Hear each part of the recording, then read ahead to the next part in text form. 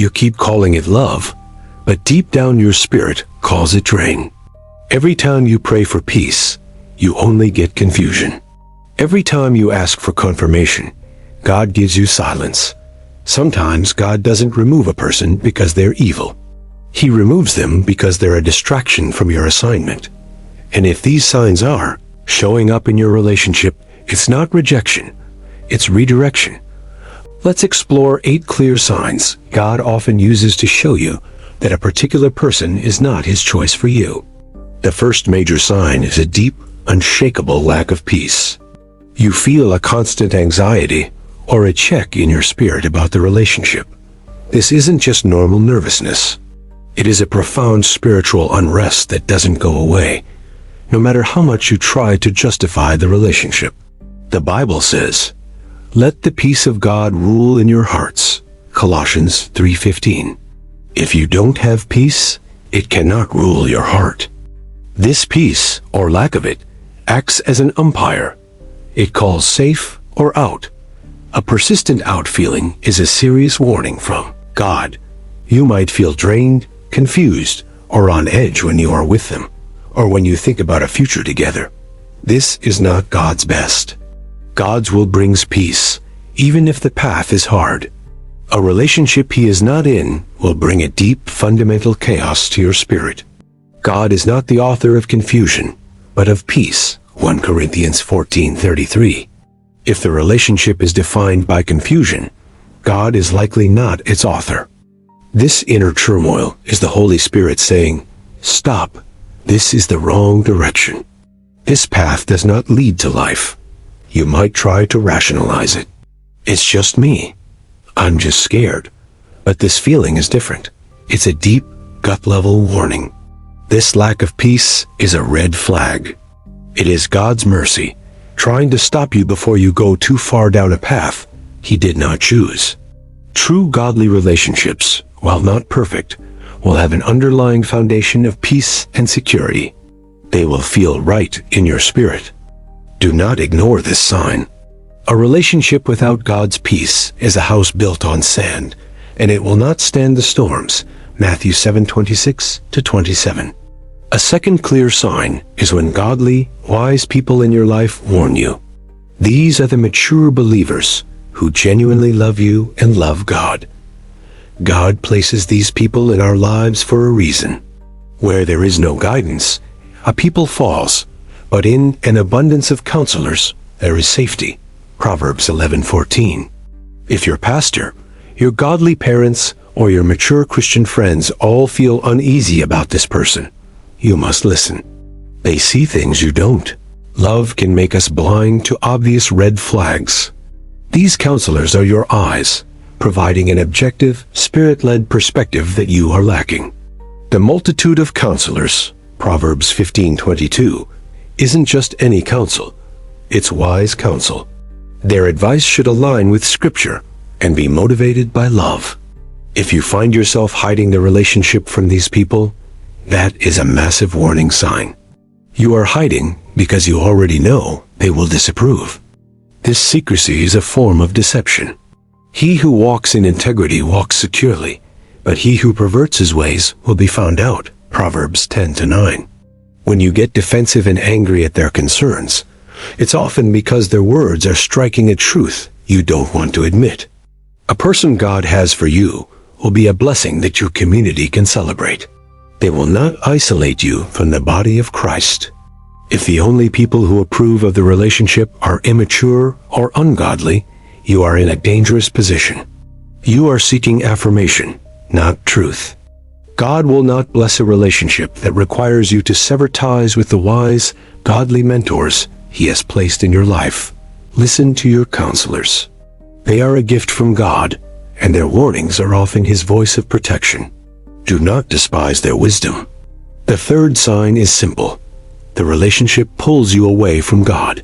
Your spiritual life weakens. Your passion for God fades. This is a critical test. You start compromising. You skip church to be with them. You stop praying. You read your Bible less. Your spiritual desires are being choked out. This is the definition of being unequally yoked. 2 Corinthians 6:14. Do not be yoked together with unbelievers. For what do righteousness and wickedness have in common? This verse isn't just about believers marrying unbelievers. It's about being yoked with anyone, even a Christian, who is walking in a different direction. A yoke connects two animals to plow in the same direction. If one is pulling toward God and the other toward the world, the work is impossible. The result is frustration, pain, and a compromised mission. You cannot run your race for God while chained to someone running the opposite way. Notice their spiritual influence. Do they build up your faith, or do they tear it down? Do they mock your standards? Do they encourage worldly habits? Bad company corrupts good character. 1 Corinthians 15:33. This is a divine principle. This relationship will corrupt your devotion to God. God has chosen you for a purpose. A relationship that distracts, derails, or destroys that purpose is never, ever God's will for you. A relationship from God will enhance your walk with Him. You will pray more. You will love God more. You will be more effective for His kingdom. If you have to choose between this person and your relationship with God, God is showing you that this person is an idol. God is a jealous God. Exodus 20:5. He will not share His throne in your life with anyone. He is showing you this person must go. The fourth sign is the person's character. God doesn't want you with someone who lives in unrepentant sin. The red flags are bright and clear. You see patterns of dishonesty, uncontrollable anger, jealousy, manipulation, or addiction. These are not small quirks. They are deep character issues. A man is known by his fruit. Matthew 7:16. Are their fruits love, joy, peace, patience, kindness, ... double quotes. Galatians 5:22-23. Or are their fruits the works of the flesh, sexual immorality, impurity, fits of rage, divisions, Galatians 5:19-21? God is showing you exactly who they are. Your mistake is thinking you can change them, or that your love will fix them. That is not your job. Marrying a project is not God's plan. He calls you to marry a partner, not to become a savior. Only God can truly change a person's heart. Their words and actions don't match. They may talk like a Christian, but their lifestyle proves otherwise. This is the form of godliness. 2 Timothy 3:5. The Bible commands, have nothing to do with such people. This is a direct instruction from God about who to avoid. You may be making excuses for them. They had a hard childhood. They are just stressed. God sees the root. He is warning you. A relationship built on a foundation of sin or deception will only lead to pain. Do not be deceived. God cannot be mocked. A man reaps what he sows. Galatians 6-7. You are seeing the sowing. God is warning you not to be present for the reaping. He is showing you their character to protect your future. Listen when God shows you who someone is.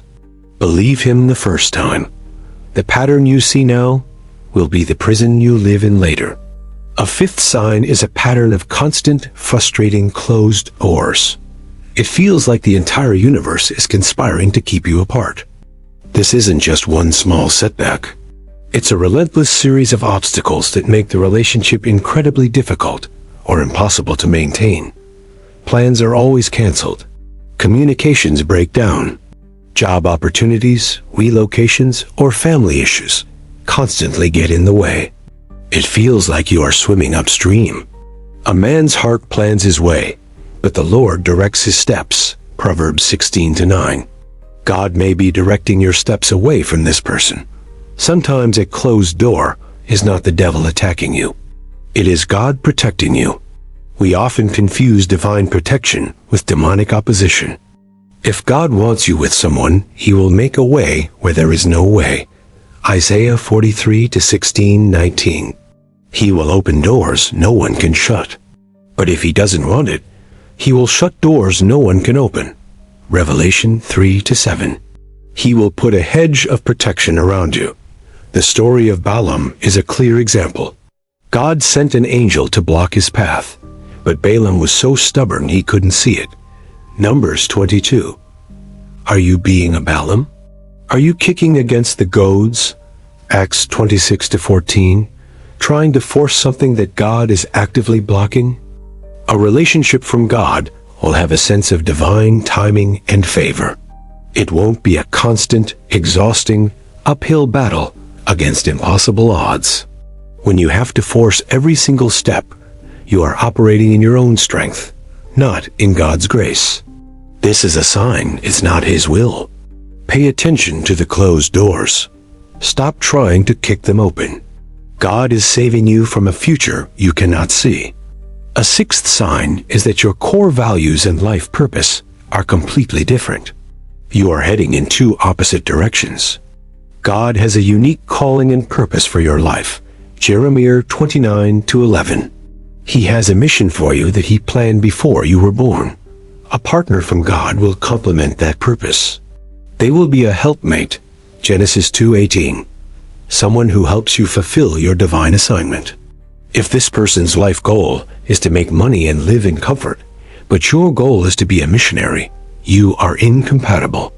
How can two walk together unless they are agreed? Amos 3:3. This agreement isn't just about small preferences. It's about the direction of your lives. You cannot be agreed if one person is living for this world and the other is living for the world to come.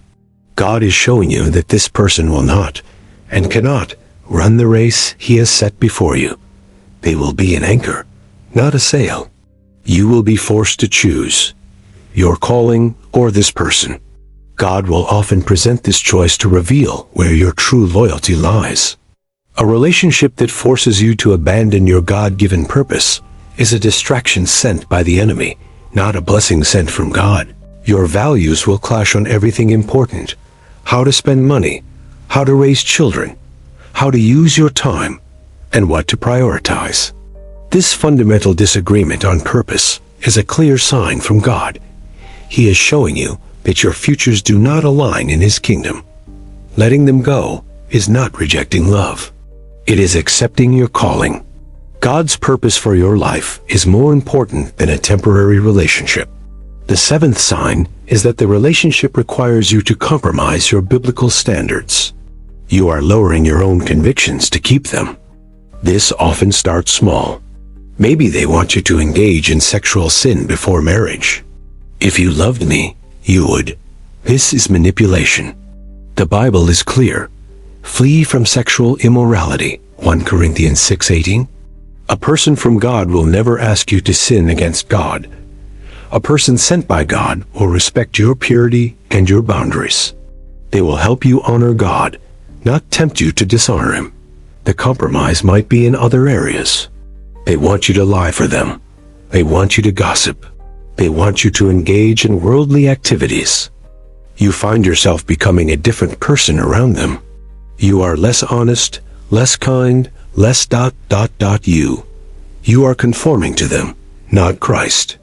Do not be conformed to this world, but be transformed. Romans 12:2. This relationship is conforming you to a pattern that is not from God. God is showing you this by the constant pressure you feel. You are always the one who has to bend, to apologize for your faith, to lower the standard.